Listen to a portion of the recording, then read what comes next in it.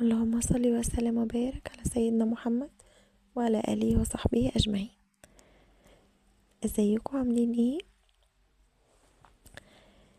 النهاردة انا هعمل معاكم، يعني هطبخ الاول معاكم في اول اليوم كده، وهكمل معاكم بقى تنظيفات. هعمل معاكم النهاردة ان شاء الله الديب فريزر والتلاجة. انا النهاردة عاملة كشري مصري. انا ببقى عندي الطماطم دي، بجيبها وبعصرها وبصفيها وبعينها في علب كده، واحطها في الفريزر. بتبقى سهله عليا وقت ما اجي اعمل اي اكل محتاج طماطم، بطلعها من الفريزر تفك واحطها على طول.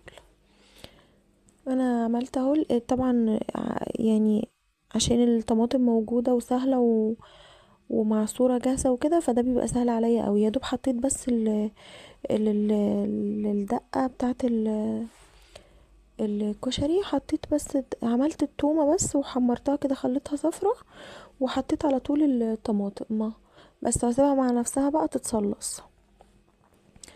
وهنا وهسلق المكرونة برضو، و... وهعمل الرز بشعرية. احنا بنحب معاه رز بشعرية، بيبقى جميل. بس في ناس بتعمل شعرية بس، احنا بنحب معاه رز بشعرية، بيبقى جميل. وبعمل بقى كمية بسيطة قوي، عشان احنا بس يعني نعتبر فردين، ابني بياكل حاجة بسيطة قوي، فبعمل حاجة بسيطة قوي عشان ايه ما فيش حاجة يعني تترمي ولا حاجة. كان خلاص هنا الرز كان خلاص كنت عملته، وهناك ورا كده كنت حاطة العدس بجبة، بسيبه بغسله كويس وبسيبه يتسلق مع نفسه برضو.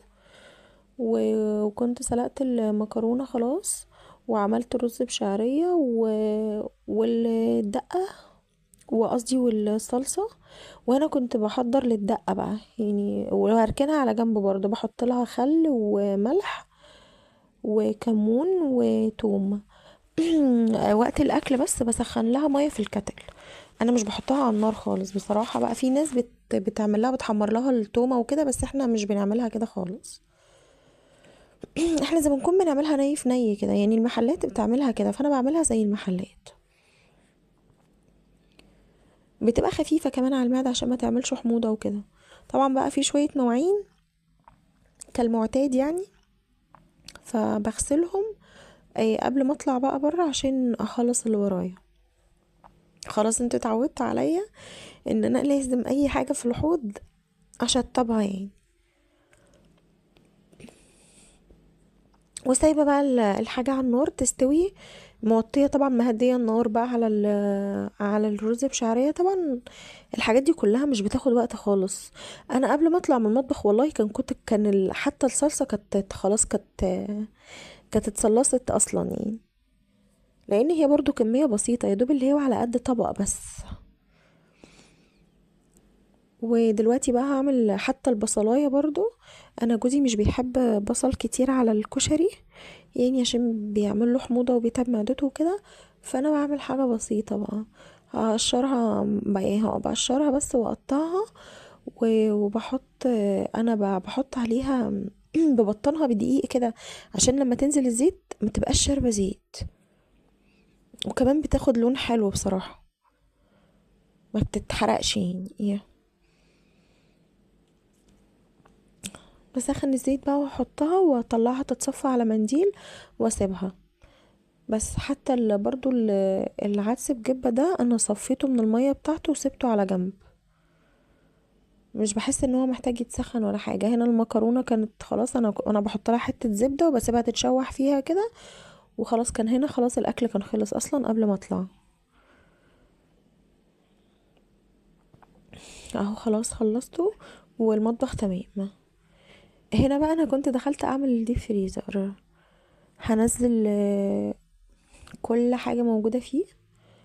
بجيب صينيتين جنبي كده، وبنزل فيهم الحاجات كلها مرة واحدة، وباخد الأدراج أروح أغسلها وصفيها كويس وانشفها. اهو انا هنا بغسلها. هنا ما انا بغسل عندي مش في المطبخ، انا بغسل في الحمام، عشان حوض المطبخ عندي صغير جدا، ما يسمحش ان انا اغسل فيه درج كبير زي ده.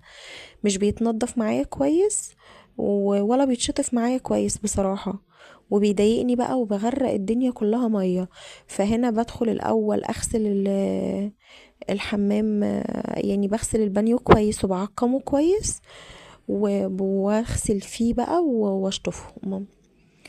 انا كنت خلاص غسلتهم وشطفتهم وسبتهم اتصفوا ونشفتهم كمان، بس هرجعهم مكانهم، وهرجع بقى كل حاجة بالترتيب بالظبط مكانها. انا بعمل يعني الادراج بخصصها كده، مش بحط عشوائي، كل حاجة بحطها مع يعني الخضار احطه مع بعضه، لو عندي سمنة احطها مع بعضها، لو في مثلا لحوم فراخ اي حاجة تخص الاكل مثلا بحطها في درج لوحدها. حتى العيش عامله له درج برضه لوحده، عشان بحيث اللي يروح ياخد حاجة من الديب فريزر ما يتوهش، ما يحسش ان في كركبة ومش عارف يطلع الحاجة، وده بيسهل عليا بصراحة.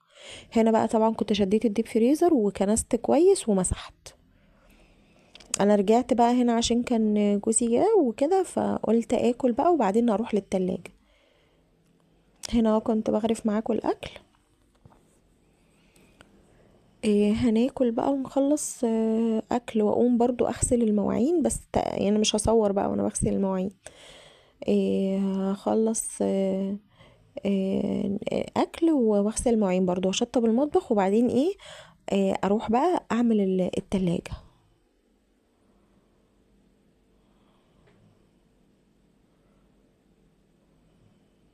ربنا يا رب يعين كل الامهات، ويعين كل الازواج على بيوتها يا رب. خلصنا اكل طبعا وغسلت المواعين وروقت المطبخ وخلصت اللي ورايا وشطبت، واخدتكم معايا تاني بقى للتلاجة. انا عندي هنا التلاجة والديب فريزر محطوطين في اوضة الاطفال، لان اوضة الاطفال كبيرة والمطبخ صغير، يعني مش بمزاجي بقى، تقسيمة الشقة هي اللي يعني اجبرتني على كده. المطبخ صغير جدا والاوضة بتاعت الاطفال كبيرة جدا، فحطيت فيها التلاجة والديب فريزر، والحمد لله نعمة من عند ربنا يا رب. ربنا يا رب يديمها علينا نعمة ويحفظها. هنا انا عملت التلاجة برضو، طلعت كل حاجة زي ما انتوا شفتوني برضو بعمل في الديب فريزر، وباخد كل الارفف معايا حتى اللي هي الادراج بتاعة الباب باخدها كلها معايا، وبروح اغسلهم كلهم.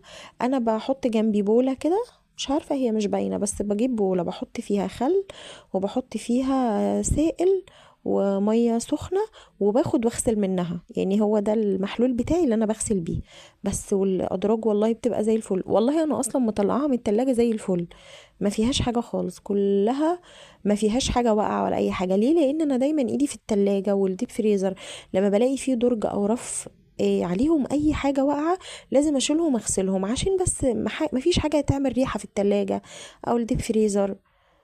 والحاجة بقى بتساعدك لما تبقى الحاجة اول باول انتي بتغسليها